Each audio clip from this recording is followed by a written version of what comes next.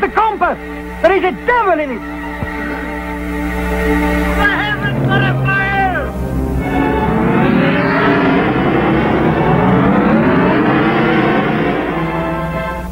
Monstro, Capitan. What manner of world is this new land we venture into?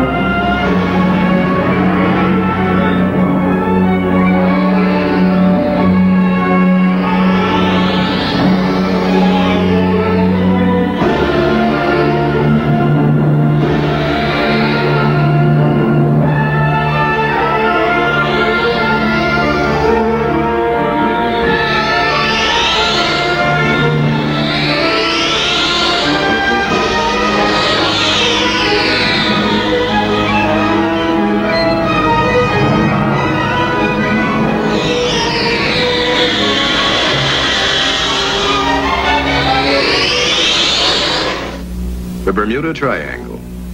It's here, off the southeastern Atlantic coast of the United States. A triangle formed by Bermuda, Miami, San Juan, Puerto Rico. You are about to see a motion picture that will explore one of the strangest and most dangerous mysteries of our time. It's based on the best-selling book by Charles Berlitz, plus a staggering file of verified incidents, official records, and new evidence never before available. Much of the dialogue is word for word, as taken from flight recorders and the testimony of some of the people who were actually involved. Columbus's experience was just the beginning. For hundreds of years, strange incidents continued to occur in the same area, terrifying the superstitious crews of the ancient ships. Many of the stories were written up in the captain's log, like this one. For almost 2 weeks now, there has been nary a breath of wind, and we have remained becalmed, hopelessly adrift in this damnable Sargasso Sea. We seem clutched by an invisible force, a devil's hand that held us dead in the water. There has not been a hint of a breeze for days, yet there is the sound of wind. Strange lights were sighted on the mid-watch last. Keep off the port bow!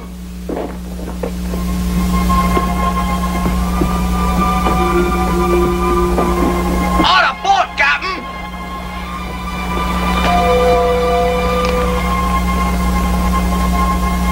But as she approached, we could discern no movement on deck. Nothing. Looks to be the Westbury Star. But she left Swansea 2 months ahead of us. Incredible. She shows no hands, no manner of life aboard. See if you can raise her. Aye, sir. By the signal cannon!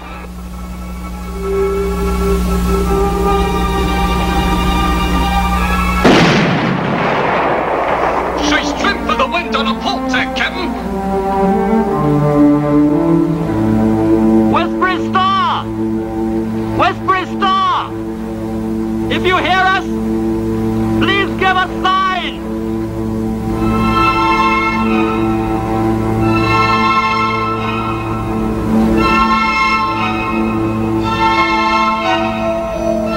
Wait, I see something.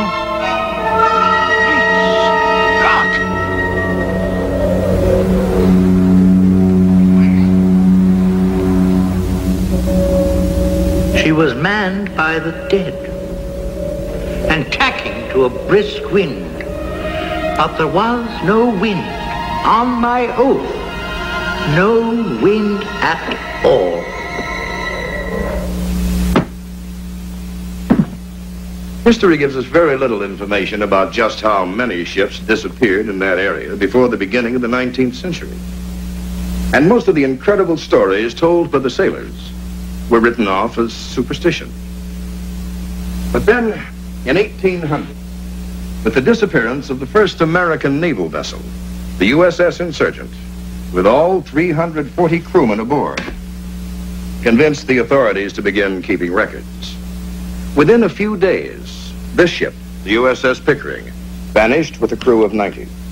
Then in 1824, the USS Wasp disappeared in the same area.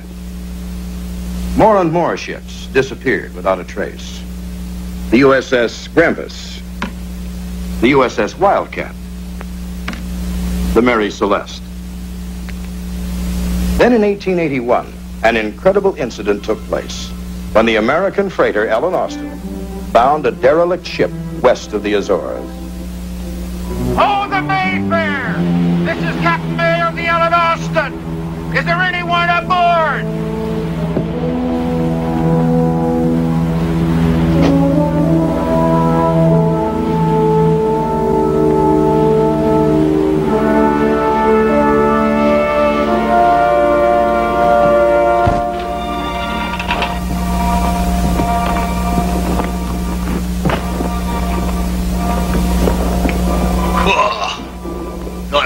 Soul aboard.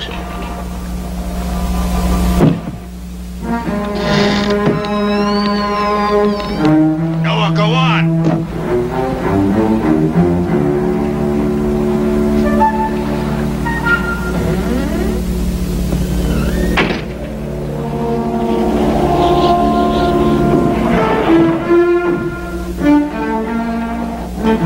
Hey, it's a treasure ship. Ha ha ha! Silver bullion, and raw silk from China. Should show a fine profit. We'll put a prize crew on board. They can sail her back to port with us, huh? Right, all right. Take it to Bowery. You go after you check it out there. Hey, grab the money. Grab the money!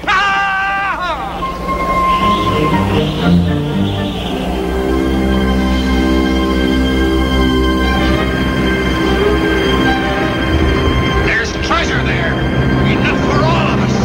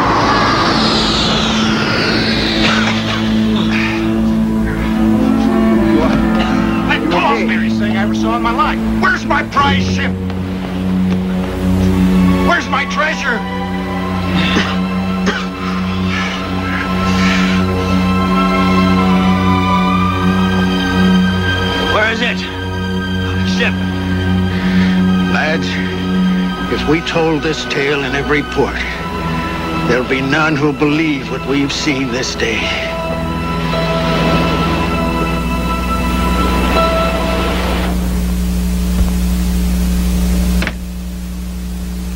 Ships and men continued to vanish in the ancient Sea of Fear. And then with the advent of air travel, planes began to disappear from the sky, just as mysteriously as ships did from the sea. This is the Naval Air Station at Fort Lauderdale, Florida. And it was here, over 30 years ago, that an extraordinary incident took place. An incident that was to give a new name to the old Sea of Fear. From then on, it would be called the Bermuda Triangle. The date was December 5th, 1945.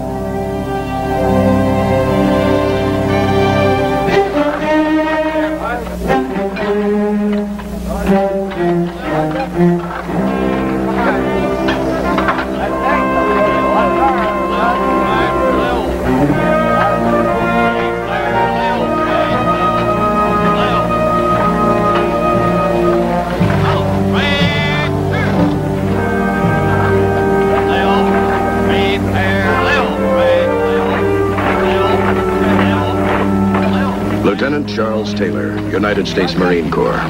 A veteran and much decorated combat pilot.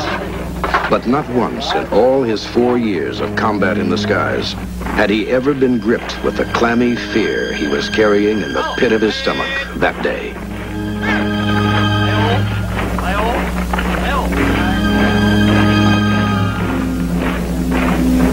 Lieutenant Taylor could not rid himself of the chilling premonition, and neither could another man assigned to Training Flight 19, Corporal Alan Cosnar. Listen, Lieutenant Loconis said he saw the thing himself. Said it was round like a pie plate, just hovered over the swamp for a minute, and swish, it was off like a shot. It's probably a weather balloon. Someone sees something and bingo, it's men from Mars time. Hey, Cosnar, what's with you? You know, you've been staring out that window for nearly an hour. Thinking. Hey, guys, you hear what happened to this morning's flight? Weird. What do you mean weird? Winds out of nowhere. Gusts up to 180 miles per hour. The other instruments went nuts. Loconis said it really gave Levine the shakes. Well, guys, this is the last time you're gonna see Sergeant Gallivan in this old monkey suit. Yeah, from now on, the only wild blue yonder I want to see is in some chick's eyes. From now on, it is going to be Mr. Gallivan again. Yeah, that's right. You bust out of here tomorrow, don't you? Well, guys, we better shake it. It's getting late. You guys go ahead. I think I'm going to sit this flight out today. Hey, dig him. You know, you've been acting punchy all morning. Now what's up? Nothing. I just don't feel like flying today, that's all. Yeah, well, I'm sure the flight commander will get all choked up about that. You sure you're okay, Alan? It's not like you to be so quiet. I think I'm starting to smell those discharge papers myself. Guess I'm just starting to lose my air legs is all. Thinking of home. I think we all are thinking of home. But in the meantime, pal, we still got to fly today.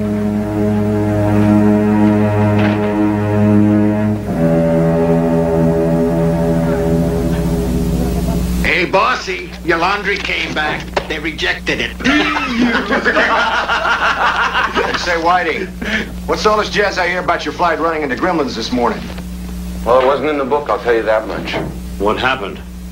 Well, we were about 35 miles northeast of base when all of a sudden we were hit by this really strong headwind. Our instruments went haywire. Started spinning like tops. The radio conked out. Anyway, we put down about 40 miles north of base. 2 hours late and about 10 years older. Any reason for it? We don't know. They're still trying to figure it out.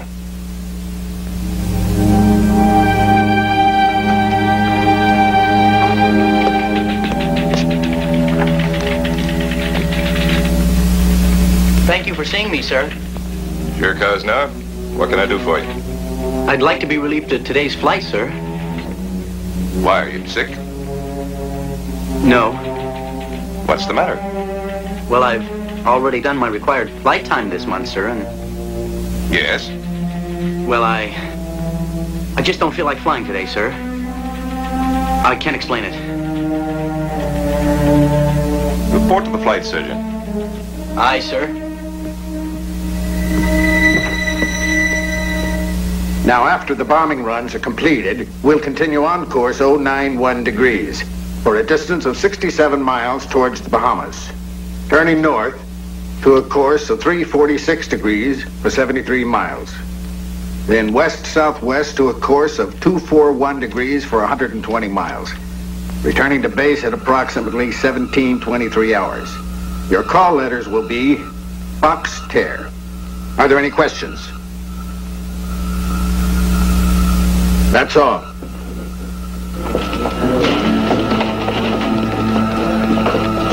Excuse me, sir.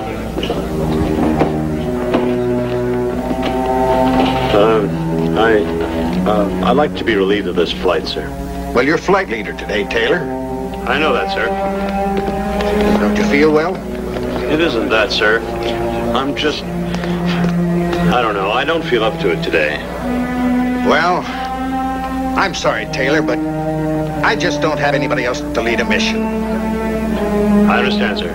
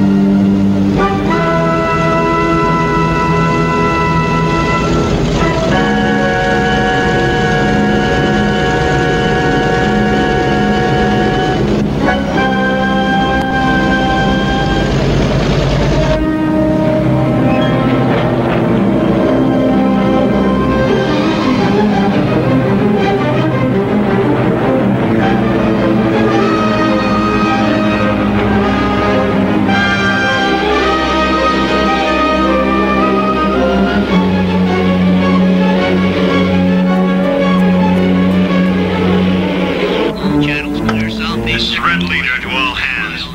That last run was pretty sick. Remember, this is a precision drill. 545. Time 15:10 hours.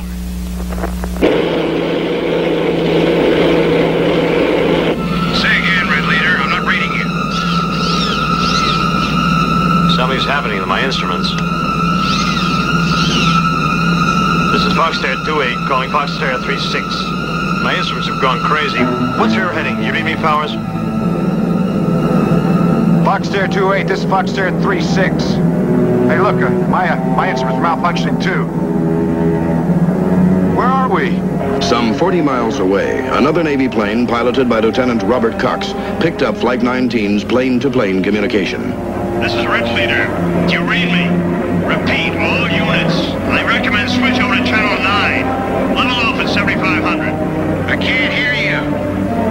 Fort Lauderdale, this is Foxterra 74. I am receiving radio messages from either a boat or some planes that seem lost, over. That's a Roger, Foxterra 74. Will advise. Repeat. Stand by. Foxterra 74. We cannot read you. Mayday frequency to lost aircraft. Do you read? Over. Mayday frequency to lost aircraft. Do you read? Over.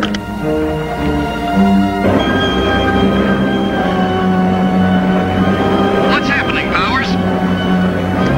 Boat or plane calling Powers. This is Foxterra 74. Please identify yourself so someone can help you. Fort Lauderdale calling Foxterra 28. Do you read? Over. Over. Fort Lauderdale calling Foxterra 28. Do you read? Over. Looks strange. Hazy. What's going on out there, Scully? Flight 19, sir. It sounds like they're lost. All their instruments are out. I can't hear you. I can't hear you. They're not receiving us, Lieutenant. Well, keep at it. Foxterra 36, this is Fort Lauderdale. Do you read me? Over. Worshing, this is Hines. Flight 19 seems to be lost out there. Better round up some volunteers for a rescue party. Right. On a double. Foxterra 36, Fort Lauderdale. He hit. Flight 19's in some kind of trouble and seems to be missing. I need everybody for a search mission. Fall in on the flight line in 10 minutes. Follow. Osnar? Come here a minute. I thought you were supposed to be on that flight. You told me to see the flight surgeon. He relieved me of duty. Well, did you get someone to replace you? Bolton said he'd go for me. I bumped Bolton from that flight. He already flew up this morning. You can't fly twice in one day. Now, who's up there instead of you? I don't know, sir.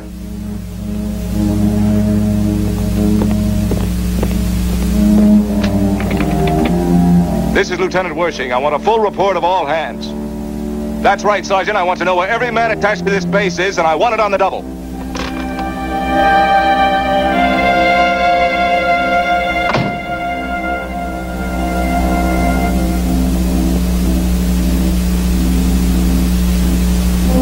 Roger.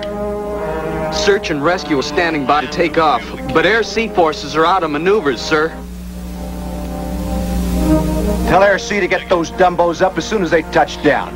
With the same crews if necessary. Yes, sir. Ocean looks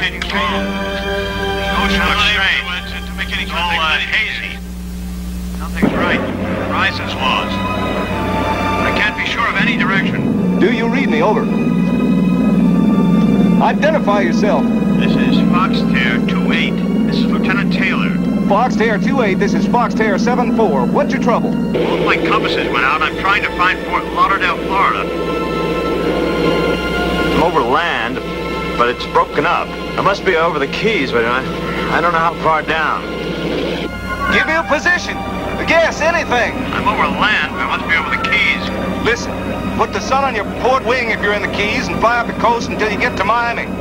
The air station is directly on your left from the port. What is your present altitude? We've been hit by 75-knot headwinds. All the compasses and gyros are going crazy. What's happening? What did we run into?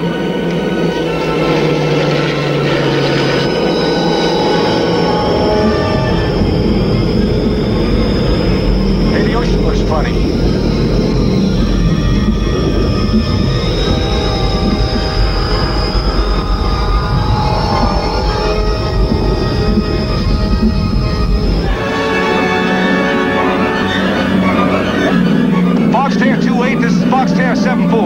read me? Over.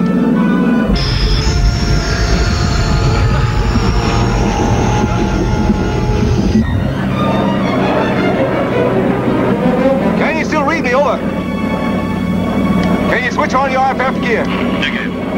What about your ZBX? Do you read? Do you read me? Over.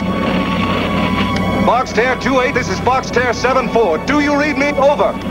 Lieutenant Cox flew a search pattern until his fuel ran low. He heard intermittent transmissions the whole time from the units of Flight 19, but he was never able to communicate with them. Base stations and ham operators continued to pick up strangely fragmented transmissions from Flight 19 until after sundown. I can't see anything. You guys see anything? No, I'm out of touch with everything here. It's like a big, huge, crazy rainbow out here. Only seen in. They're all different kinds of colors. Then, in the darkening hours, the last and most bone-chilling transmission ever heard from Flight 19. Don't follow us. Don't follow us.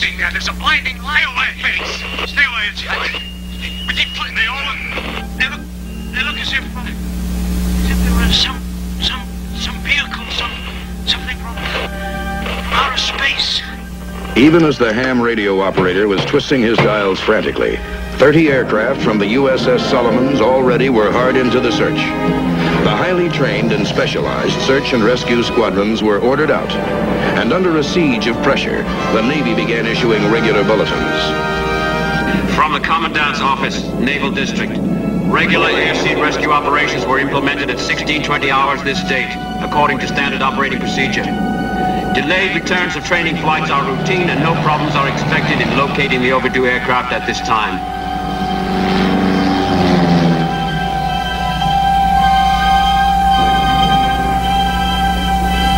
The search became more than routine when a giant Martin PBM vanished.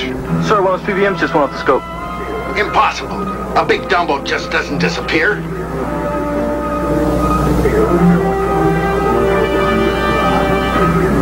At 0600 hours this date, the entire Atlantic Fleet forces began a 1,000-mile sweep of the Bermuda Triangle Seas. In simultaneous operation, all fleet units in the Gulf of Mexico are sweeping the north and central areas. Now hear this. All hands lay up to main deck for lookout assignment. The great search failed. 6 aircraft and 27 men vanished without a trace, as though into another world. Shortly after the disappearance of Flight 19, a Naval Board of Inquiry was held. Please, all we know is that the planes evidently got lost because of instrument malfunction. Are you saying that 5 planes and a giant PBM all had the same trouble at the same time? I'm sorry, gentlemen. I can't answer any more of your questions. All I can do is read you the board statement. It is the consensus of the board that this unprecedented peacetime loss seems to be a total mystery. The strangest ever investigated in the annals of naval aviation. A full transcript of the board's findings was never released, and 2 indisputable facts remain. 1. All hands at the Naval Air Station that day were present and accounted for. 2. Corporal Alan Cosnar was not on that flight. For 30-odd years, the question has gone begging. Who took Alan Cosnar's place? Or should we ask, what took Alan Cosnar's place?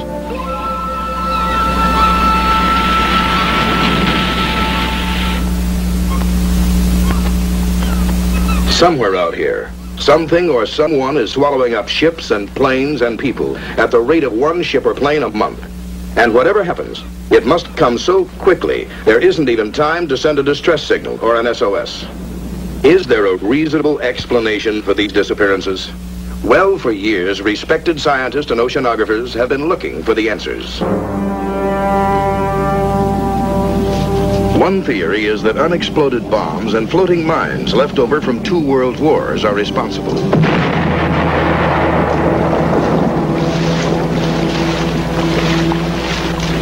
But in the hundreds of mysterious disappearances, no debris has ever been found, not even so much as an oil slick.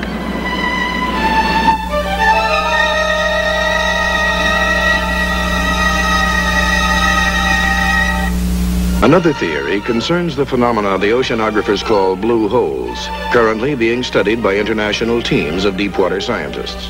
These so-called blue holes are basically vast networks of caves beneath the sea. But how far they go or how deep, we really don't know. Well, we are not even sure they have been naturally formed. In some cases, they resemble metro tunnels.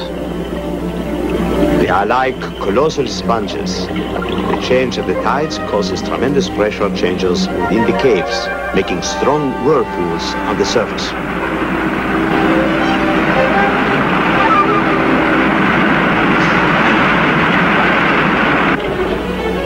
They could easily suck a small boat down, easily.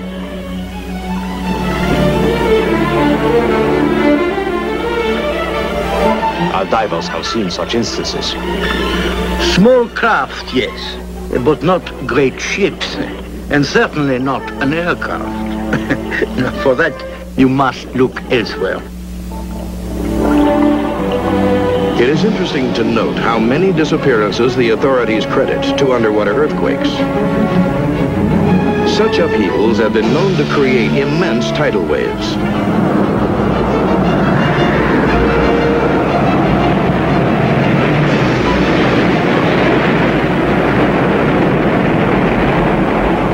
But none so high as to swamp an airplane in flight.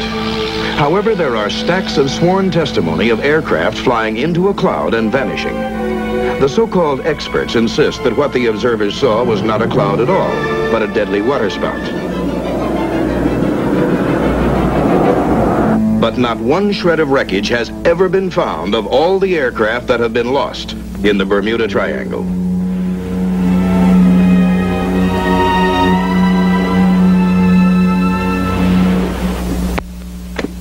Miraculously, there have been a few people who have lived through mysterious incidents in the Bermuda Triangle and who have come back to relate what happened to them.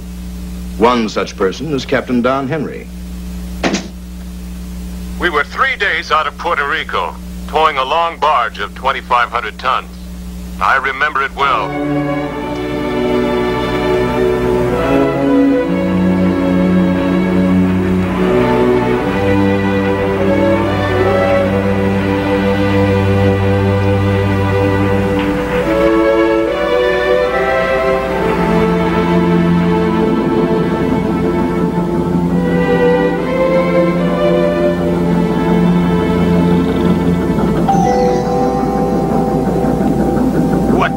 Just finished taking that lousy thing apart and oiling it.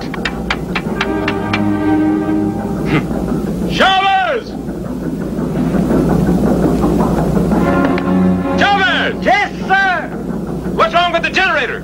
I don't know. The generator is fine, but look at... Meet me in the engine room, Chavez. Okay, sir, but you better look on deck first.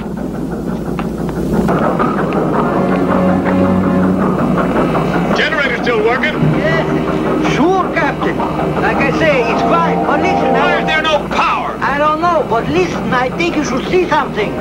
Look, Chavez, I got no time to be looking. What's going on? No, Will you tell me what's so all-fired important out here? Well, look! Yeah, that is kind of strange. How do you figure that out? Clouds sitting right smack on top of the barge. I don't know, but I don't think I like it.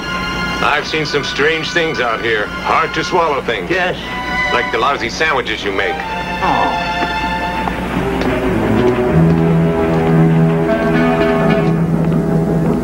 Must be a short in here someplace.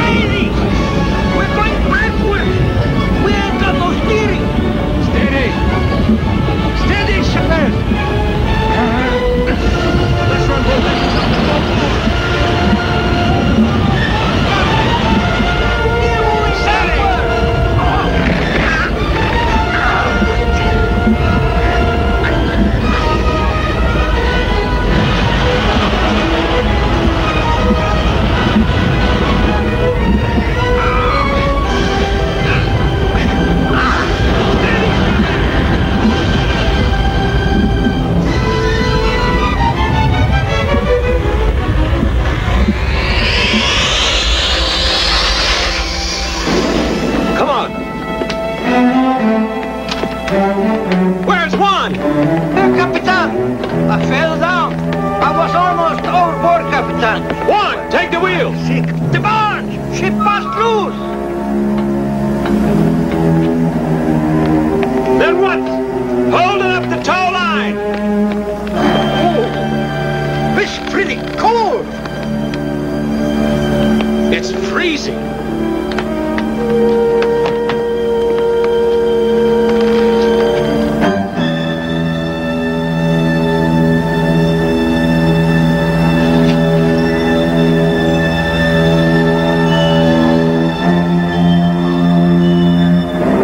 In 25 years at sea, I never saw the like. A freezing cold in the middle of August. Yet the rails were as hot as steam lines. Something in that strange cloud had sucked up the energy of our generators and our engines. Sucked up the heat of the day itself. Something that wanted us, tried to pull us into that cloud. A Swedish oceanographer suggested that the barge had been caught up in a waterspout. But Captain Henry was an old salt. He knew a waterspout when he saw one, and he swore that wasn't what he saw. Besides, a waterspout wouldn't have explained the unusual warmth of the tug after the incident, or the loss of electrical power. Of course, the newspapers paid little attention to what happened to four seamen.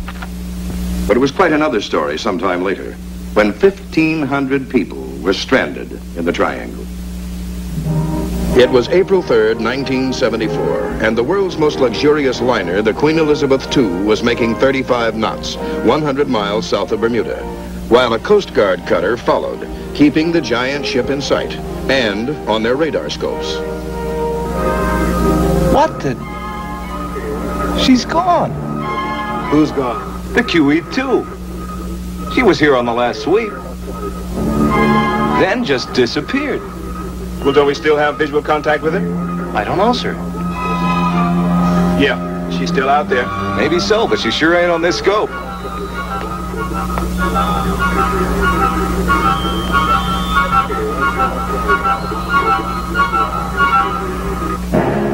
Ladies and gentlemen, this is your captain speaking. May I please have your attention? Please accept our apologies. We are experiencing a minor technical difficulty.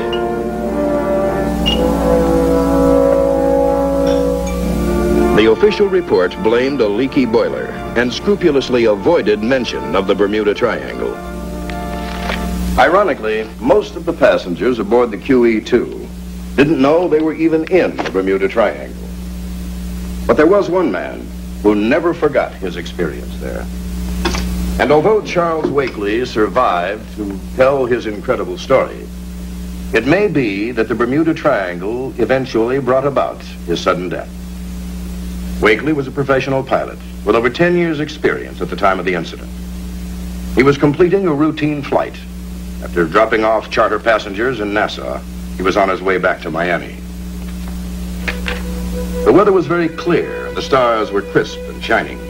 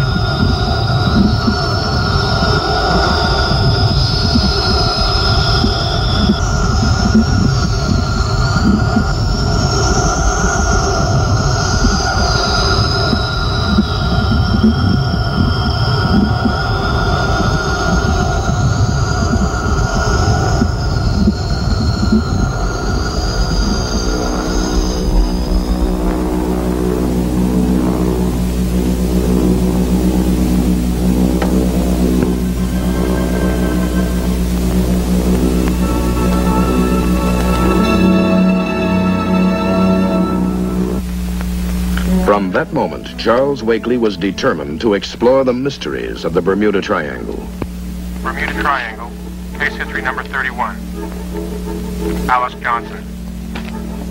Subject was flying from Bermuda to Miami. Halfway to destination, subject had an encounter with an unknown force. Yes, I admit the glowing wings, the eerie light, the same feeling of horror, just like the other pilots who don't want to talk about it. Wakely's research ended tragically that night in 1974. The killer and the motive are still a mystery. I'm frightened. I want to forget this thing. I want to go on living. Just what is out here? Is it some unseen force in the air? Or on the surface of the water? Or maybe lurking below? Some anomalies are known to exist out here. For instance, most seamen and pilots are aware of two navigational quirks in the Bermuda Triangle. One is called dead spots, which causes radios to go out.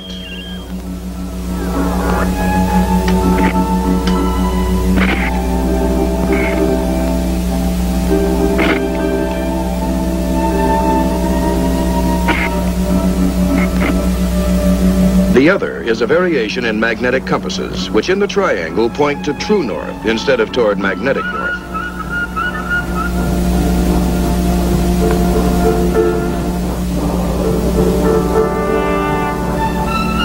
And there is another mystery of the Bermuda Triangle that no one can deny, because you can see it, touch it.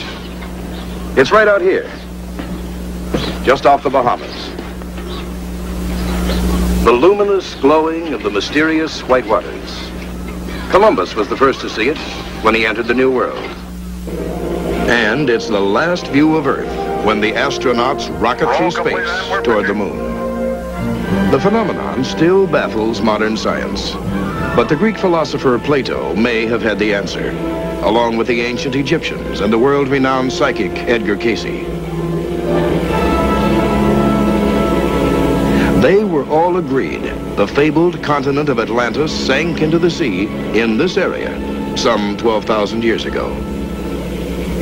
Thousands of people around the world have followed the startling revelations of Edgar Cayce, who predicted many years before they happened certain earthquakes, the assassination of U.S. presidents, even the highly sophisticated developments like the powerful laser.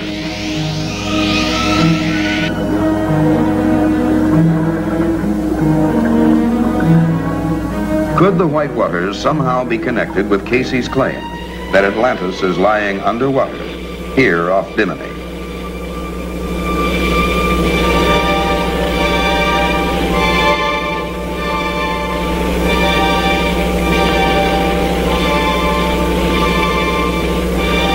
This sonar scan shows a large mass on the sea bottom, which plainly outlines something shaped like an immense pyramid.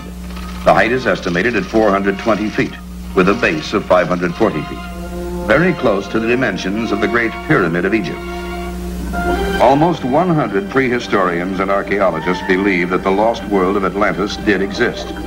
These scientific investigators place Atlantis exactly where Plato, the Egyptians, and Cayce said it was, at the bottom of the Atlantic Ocean. In 1940, Edgar Cayce predicted the first portions of Atlantis would be discovered off Bimini in 1968. As if to fulfill this curious archaeological prediction, 28 years later, in 1968, oceanographer Dr. J. Manson Valentine and 3 associates discovered an extensive wall of irregular stones, shaped and accurately aligned, forming what is now known as the Bimini Road or Wall, whose exposed section alone measures over 900 feet long.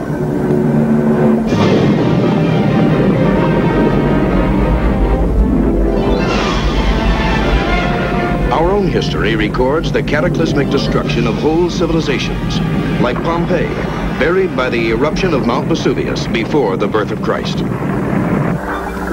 Some experts seriously believe that an advanced culture like Atlantis could have existed 12,000 years ago, and its wealth of knowledge was buried with it in a sudden calamity. In 1933, Edgar Cayce described ruins that lay below the waters of Bimini, where an immense energy of the stars was concentrated, stored in a powerful crystal called the Tuawi stone, radiated energy which Casey believed this prism-like device drew its immense power from the universe itself, from magnetic forces which were ultimately pushed to such extremes that the Atlanteans unleashed uncontrollable forces of nature from the very bowels of the earth itself.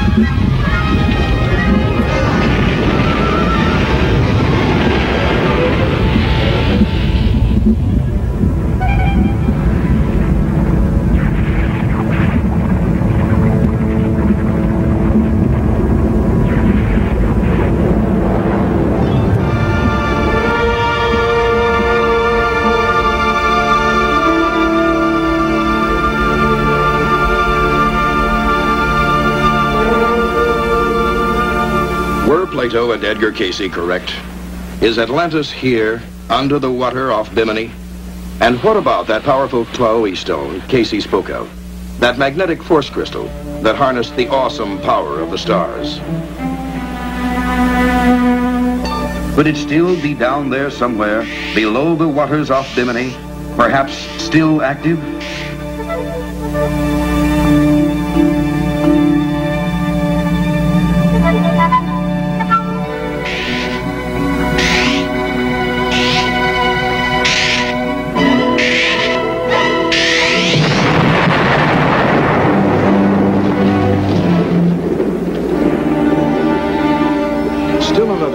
Favored in some circles is a sort of anti-gravity tunnel, visible only as a whirlpool in the sea.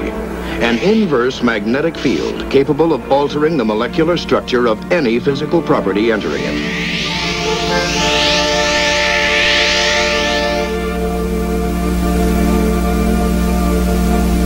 Though this may seem fantastic, there is a woman who actually witnessed just such a vortex. Her name is Helen Meiser. The date, August 25th, 1971.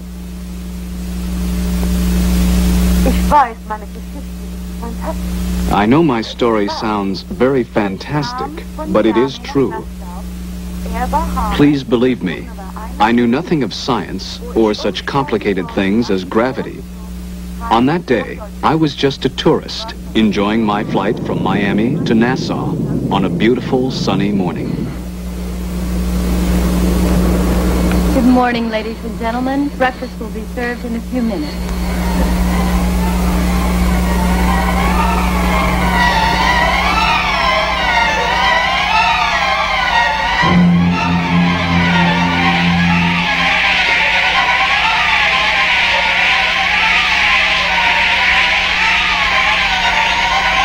Everything all right?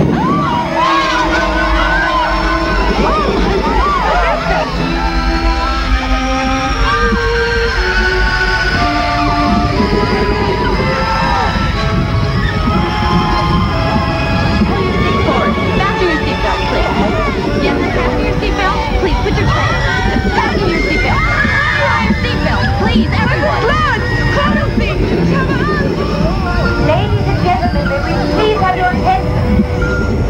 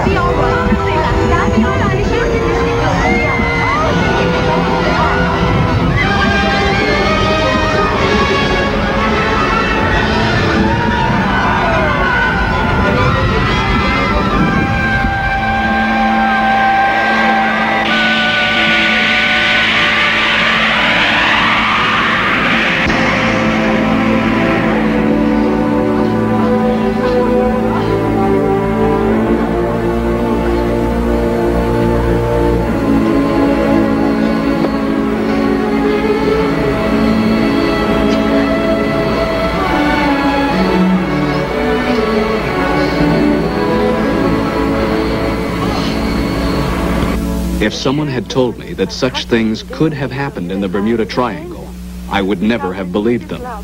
But now I know that anything is possible.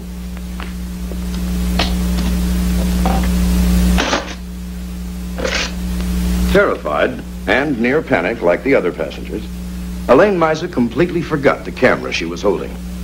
So she didn't get a photograph of the strange whirlpool. But later, she and other passengers aboard Flight 51 compared accounts of what they had seen.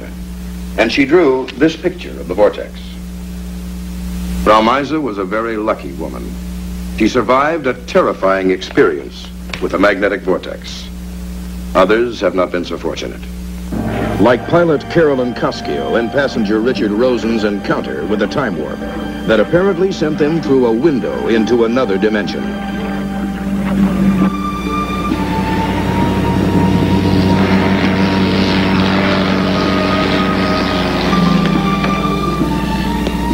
This is Grand Turk. Do you read me, Cessna? Cessna, this is Grand Turk calling. Do you read me? Does that look like Grand Turk down there? Yes, deserted. Deserted? Are they crazy? The island's shaped like Grand Turk, but there's nothing on it. I can hear them, but they can't hear me. Something must be wrong with their radio. Not just our radio. It must be blind. It's clear as a bell out there. No landing strip, no building, no people. It's sure not Grand Turk, Carolyn. What is wrong with that crazy man? He is right over us.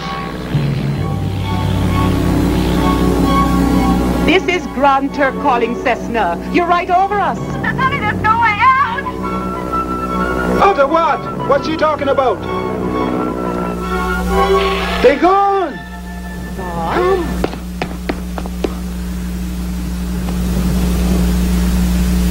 Carolyn Koskio's plane was never heard from or seen again. This is the view over Grand Turk Island. Why couldn't Miss Koskio or her passenger see the buildings and landing strips below? Some physicists have suggested that the plane might have entered some dimensional window, a space window, if you will, which caused an inversion of time and space, thrusting her plane into an early period of time, where they saw the island in the past, before the landing strip and buildings even existed.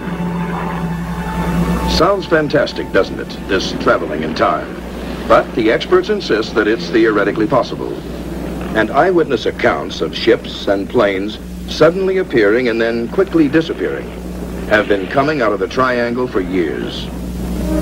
In 1881, a very special naval cadet of the British Royal Navy aboard the HMS Inconstant reported seeing the Flying Dutchman suddenly appear in a strange phosphorescent light, only to disappear moments later.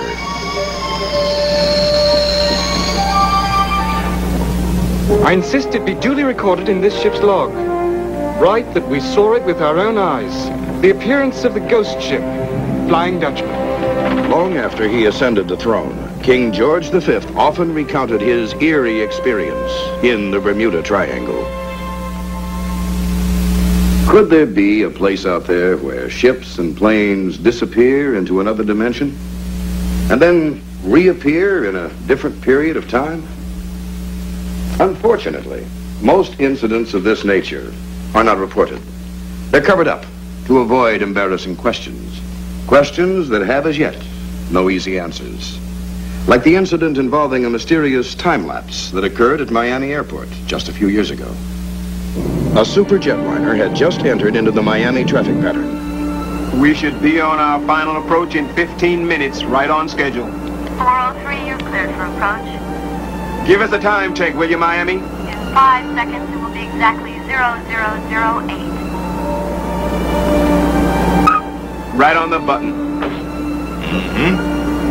It was a clear and beautiful night in the Triangle, and Miami Control Center was routinely tracking the flight's approach.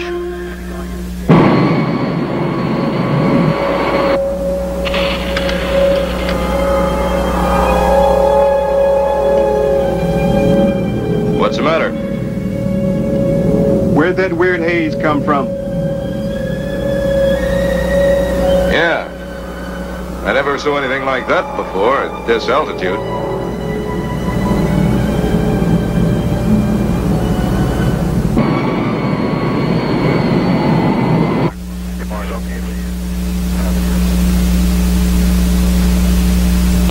Flight 403, this is Miami Center. How do you hear me?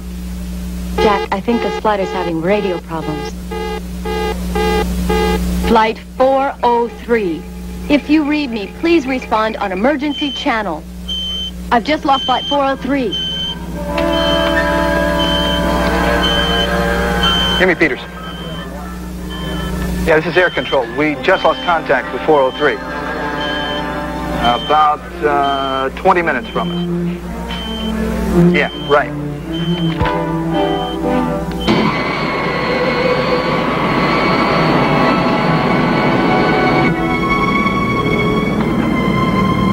How come we can't see Miami yet? Don't rush us. What time is it? I think my watch is broken. 12:12. That's what I have. But that's impossible. Can't be just 3 minutes since I was here. I went all the way aft, served 3 drinks, helped a little old lady back to her seat from the John, got some aspirin for one passenger and a cup of coffee for another. Now, I couldn't have done all that in just 3 minutes.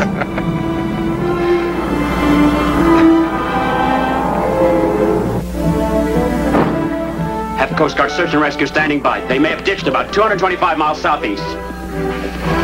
Okay, let me look at it, honey.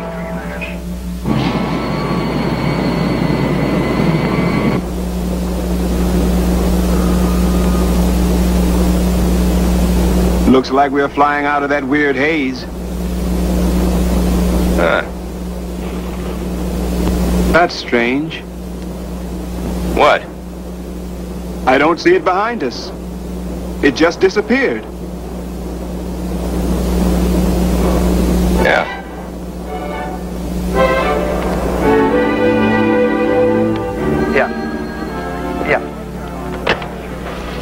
The Coast Guard's got 2 planes standing by, and there's a cutter in the area also. All right, notify the Coast Guard. Tell them how many people are on that I got plane. her again. Are you sure? There she is. She just showed up again. What's happening up there? Listen, do you run a check on all this equipment? Yeah, that's SOP. There's no malfunction here. That doesn't make sense.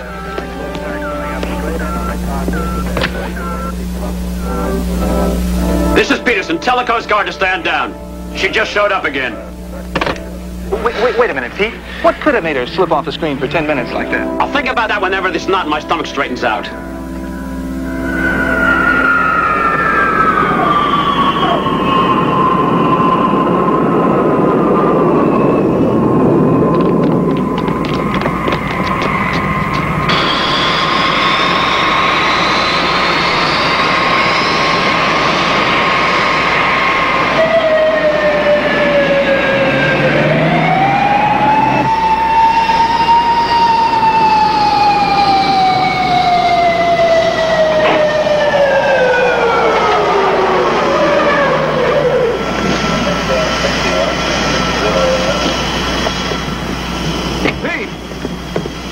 What's the emergency? We didn't report any problems. What went wrong up there? What are you talking about? You must have dived low or something, got below radar. What caused it? I don't know what you mean. We're exactly on schedule for the second. You're 10 minutes late, but that's beside the point. It's 12:36. We touched down about 5 minutes ago. It's 12:46. Your watch is 10 minutes slow. I've got just about 12:36 too. No, I tell you it's 12:46. Leslie, what time have you got? It's close to 12:37. Pete, we made a time check with Miami not half an hour ago, and all our watches were right, including the ship's clock. Hold on a second. Pardon me. Excuse me, please. Excuse us.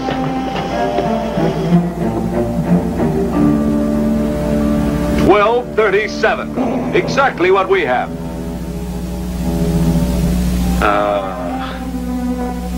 Hey, Peterson. All our watches couldn't have lost 10 minutes. That's crazy. Pete, what's this all about? I wish I knew. But at 12:10, you went off the scopes. You didn't show up again until 12:20. For 10 minutes. Well, you just didn't exist.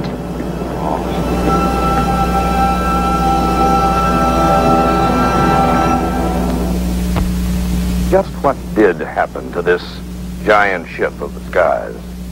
It seems highly unlikely that all the crew's watches and the ship's clock would have been precisely 10 minutes slow.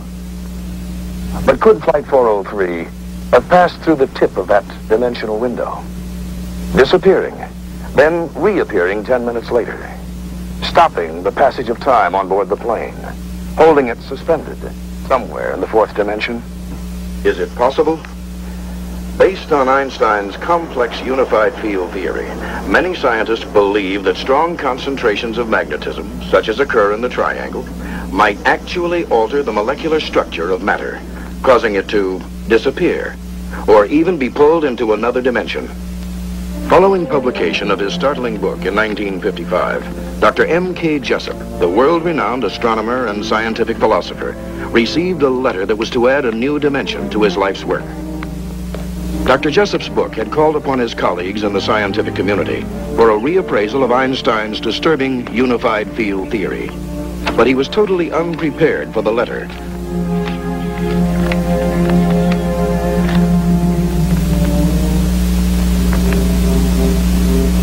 My dear colleague, for reasons that will become apparent, I shall identify myself only as Carl W. Allen, and inform you, as my conscience demands, that Einstein's theory has been brought to reality with some shocking results.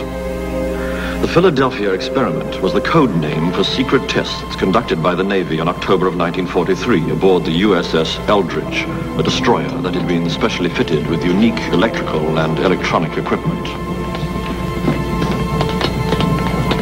For all intents and purposes, the tests were for camouflage development. Based upon the Einstein calculations, the Navy had 4 huge generators especially designed and built. These were to produce massive flux fields, which, when counterposed, would create an envelope of sorts about the test ship, a magnetic smoke screen, if you will. We've installed 4 generators on the destroyer. 1 on the flying bridge, 1 amidships, and 2 aft. When we begin this experiment, the varying potentials of the generators should alter the structure of the atmosphere around the ship, resulting in a color combining with the sea. You mean to make the destroyer invisible? Not strictly, sir. The ship will be hiding under a traveling magnetic canopy of sorts. We're ready, sir. Good. Please be seated, sir. Proceed with the countdown. Now hear this! Now hear this! All stations stand by for ready report. Station 4, all systems. Station 6, after bank loops closed and reading. Shunt power to start. We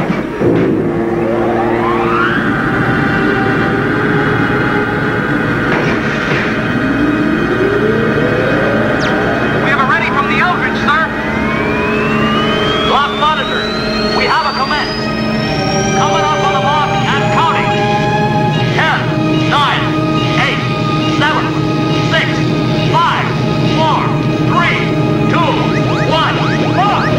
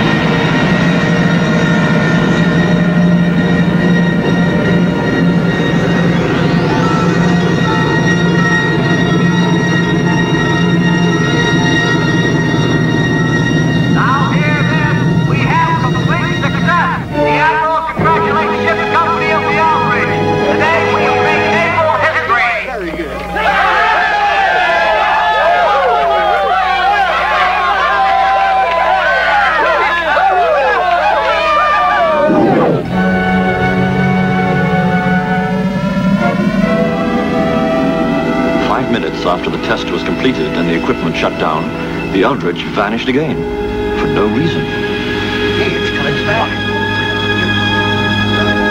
The eldritch reappeared just as suddenly a few minutes later. The immediate after effects produced retching sickness and considerable painful symptoms among the men. Horrid.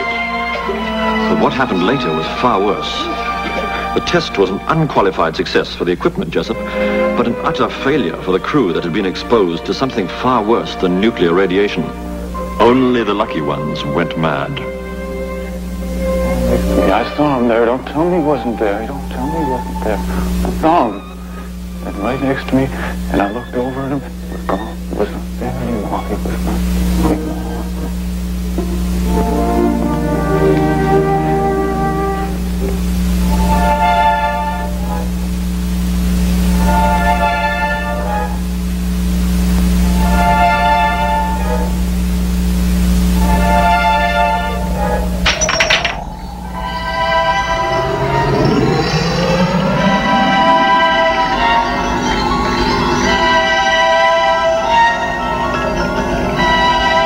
Many of these poor men continued to experience a trans-dimensional phenomenon, completely destroying any chance they may have had for normal lives. They've become freaks, Jessup, freaks that were quickly and carefully snatched into seclusion. To avoid embarrassing questions, they've become nothing more than carefully preserved specimens, Jessup. I've seen them myself. Human beings reduced to the level of laboratory animals. My dear Jessup, in our responsibility to science, can we forget our humanity?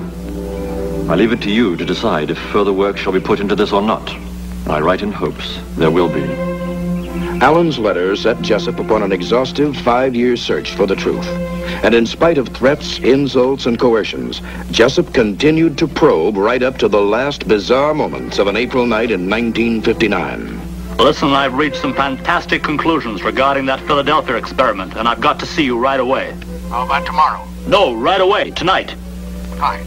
Good, I'll be there in an hour with all my notes.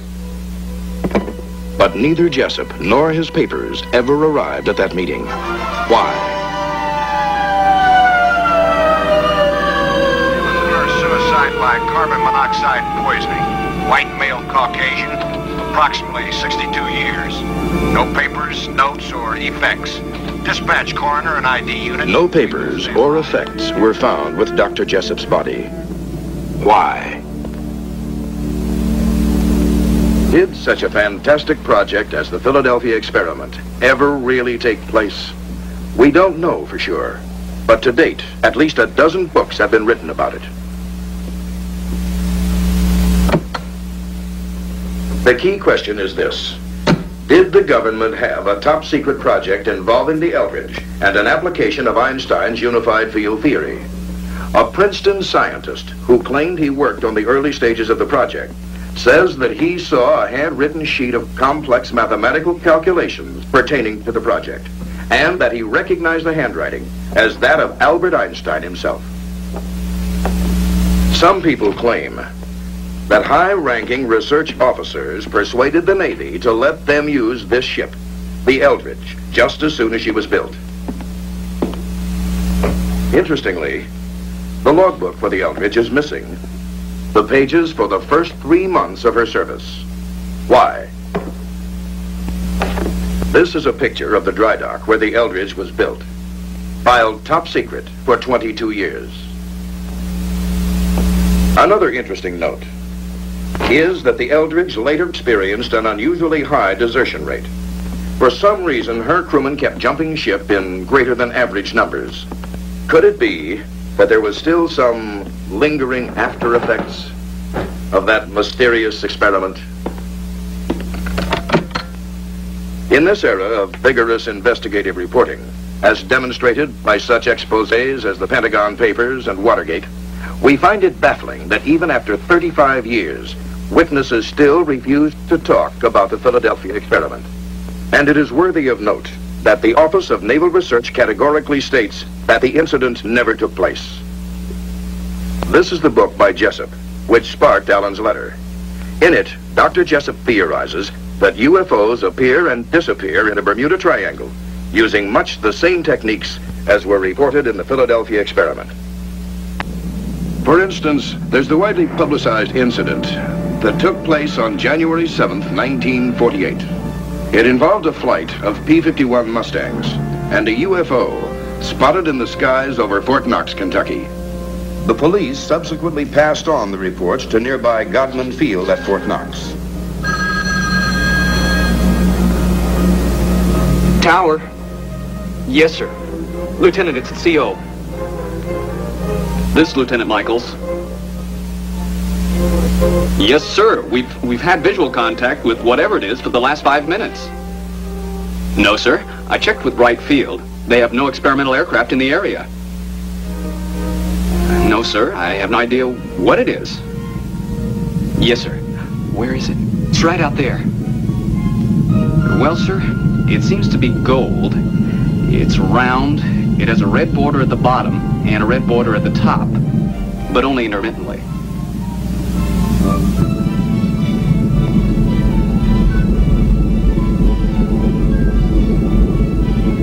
What seems to be the problem, Lieutenant? Beats me, Colonel. I've never seen anything like that in my life. Excuse me, sir. There's 4 P-51s approaching from the south, probably on their way to Stanford Field. We'll contact the flight leader. Tell him to take a look at it. Yes, sir. This is Godman Tower to flight leader of flight approaching field. Come in, please. Over. This is Captain Mantell, flight leader of Flight 451 to Godman Tower. Over. Captain Mantell. How do you read me? Over. I read you loud and clear, Godman Tower. Over. Captain Mantell, request you change to radio frequency. The flight leader was Captain Thomas Mantell, a veteran World War II fighter pilot, one who'd survived many missions over enemy territory. 1991, roger, over. Flight leader Mantell, there is an unidentified aircraft in your area. Approximate heading 210 degrees. Request you investigate. Over. This is flight leader Mantell to Godman. Will do. Changing course to 210. Roger. Godman Tower, this is Lieutenant Campbell.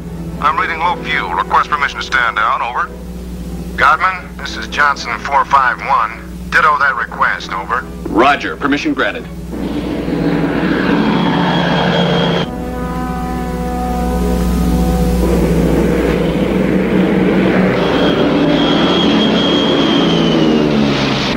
Captain Mantell was now on the UFO's heading and climbing fast, leaving Lieutenant Hammond, the one remaining wingman, behind.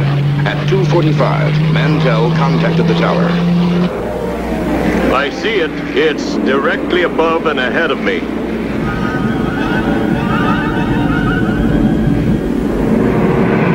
Ever see anything like this before, Hammond? Captain Mantell, not in my experience, Captain. Throttle back, sir. I'm losing you. Godman, this is Mantell. I have the bogey fixed now. I'm closing in on it. Tower to Mantell. Can you describe it? Mantell to tower. The object appears to be a metallic substance of tremendous size. He's getting closer to it. Where are they? Right there, sir. Can you see him? Mantell to tower. The object in front of me is completely unreal. I'm going to try to close in for a better look. I'm going to 20,000 feet. Level off, Captain, until I regain visual contact. Do you read me? This is Hammond to Mantell. Do you read me? Do you read me, Captain? Do you read me?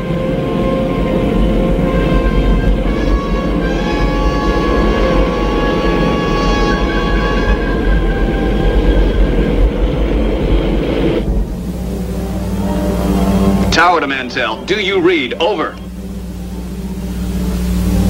Tower to Mantell. Come in, please. Over. Godman, this is Lieutenant Hammond. I've lost visual and radio contact with flight leader. Is he reading you? Over. Stand by, Hammond. I can't see him anymore either. And that thing, it's gone into the clouds. This is Godman Tower to flight leader Mantell. Do you read? Over.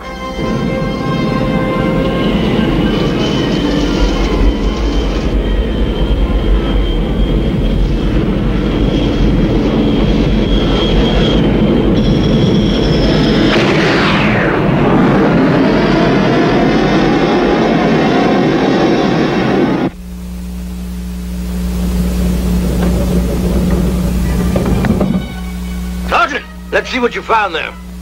Here you are, sir. A thorough review was made of the many eyewitness accounts, which all agreed. Mantel's plane exploded at 3:15 p.m. But when the pilot's watch was found, it had stopped at 3:10, 5 minutes before the explosion. In aircraft disasters, the wreckage always includes large structural pieces and intact parts. But the largest fragment of Mantel's plane was no bigger than a tin can lid, punctured with hundreds of tiny holes no earthly force could have produced. Authorities admitted they had never seen such strange salvage parts before, and they were unable to explain the unusual holes in the remnants of Mantel's plane. Could a magnetic storm created by a UFO have caused such damage? Is there something or someone out there in the void of space? Let's consider the possibilities. To an astronomer like myself, the idea of intelligent life being confined to our tiny little planet Earth is ridiculous. Why, in our own small galaxy alone, there are more than 10 billion star systems. By the laws of mathematical probability, there must be 40 to 50 million planets, like our own, each with their intelligent life forms. Perhaps even now they are attempting to contact us. Perhaps it was an emissary from one of these other worlds who attempted to make contact with our first men in space, the astronauts. The men who fly in these giant spaceships are highly skilled professionals. They have been trained to deal with almost any situation that might occur. When they spotted bogies or unidentified craft, they reported precisely what they saw.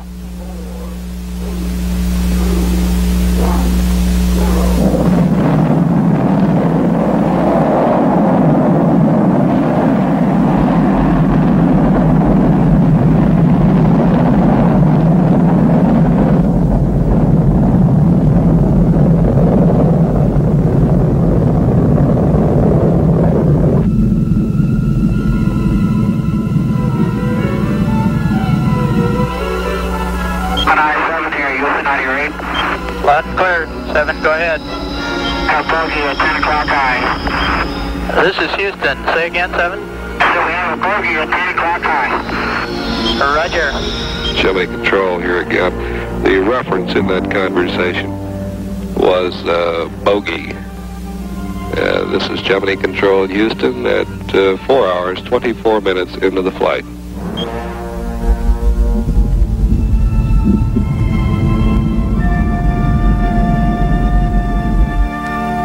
Some experts have theorized that what the astronauts actually saw was the sun reflecting off their booster rocket, which they had jettisoned earlier. But the astronauts, remember, are professionals. They would surely have recognized any piece of their own equipment.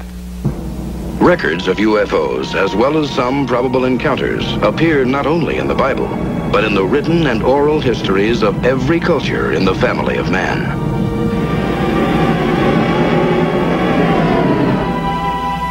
In the last 30 years, UFOs have been sighted all over the world and over nearly every major city. But there seems to be a surprising concentration of sightings right here in the Bermuda Triangle, even though only a small percentage of them ever get reported to the authorities.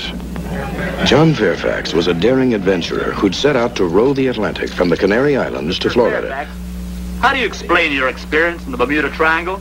Well, as I've said, ladies and gentlemen, I can only relate what happened. I can't explain it at all. This all occurred around about the evening of May the 5th, towards the end of my trip.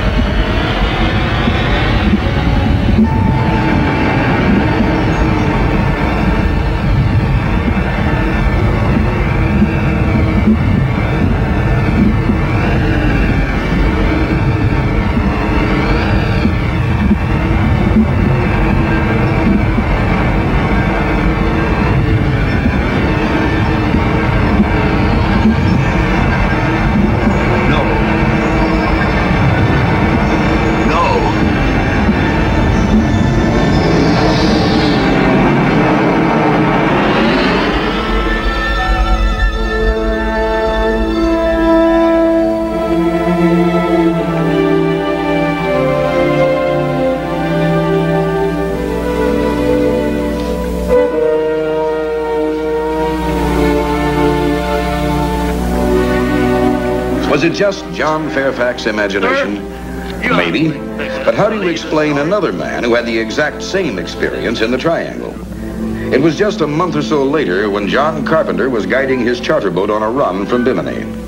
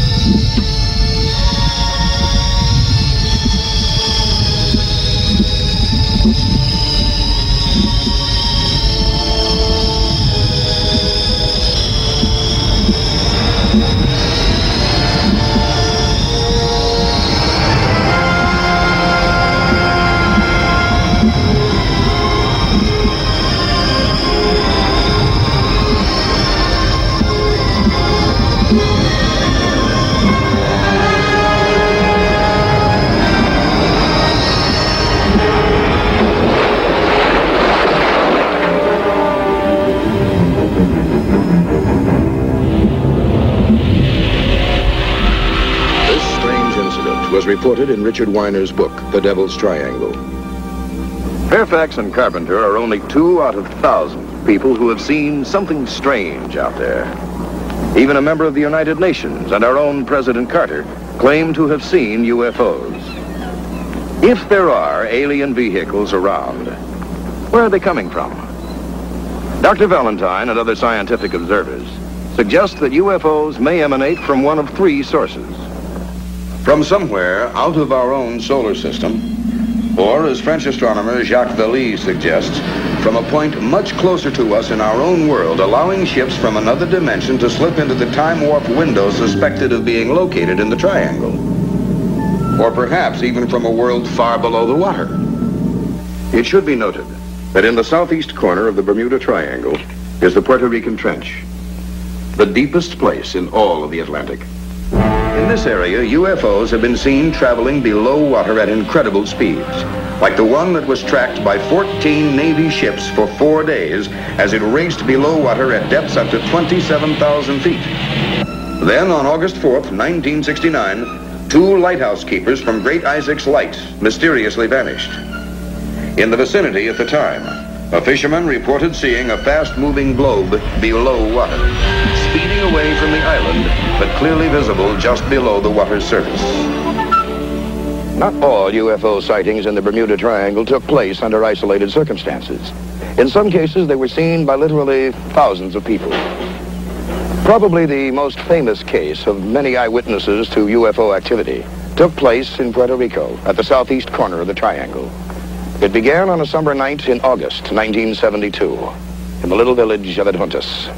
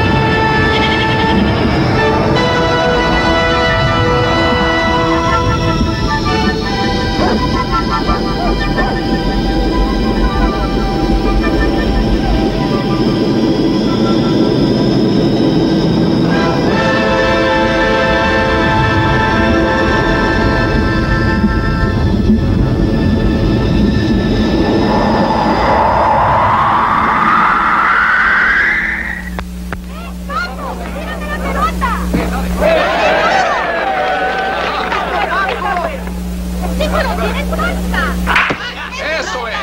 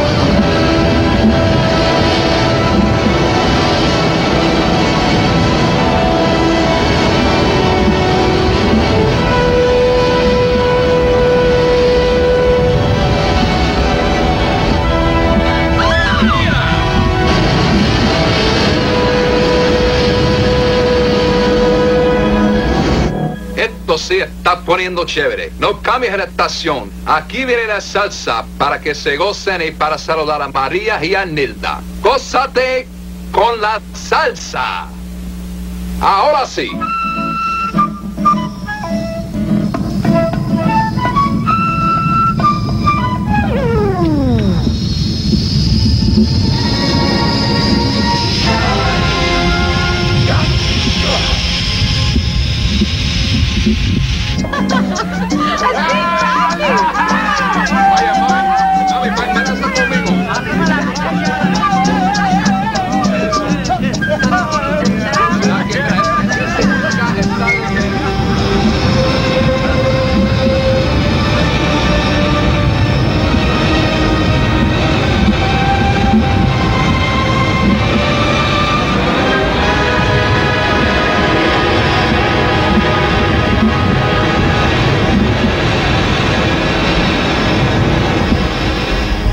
Once more, people disappeared, never to be heard from again.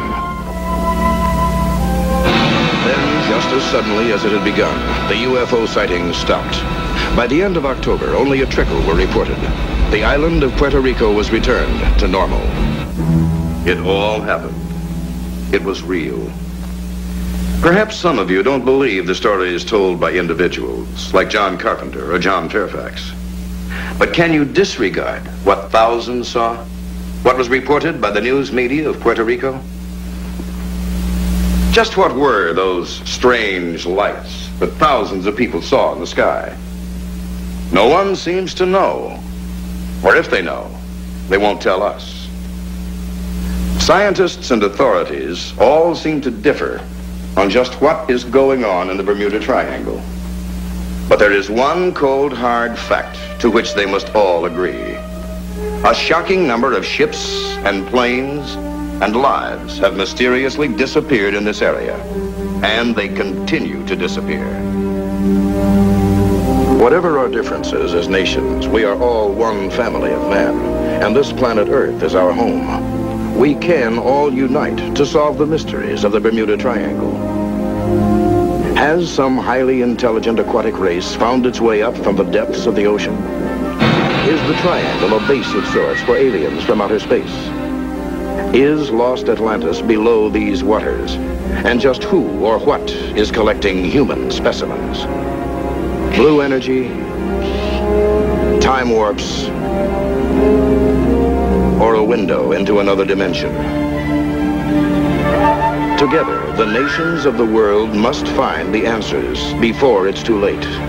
Our very survival may well depend on knowing what is going on here in the Bermuda Triangle.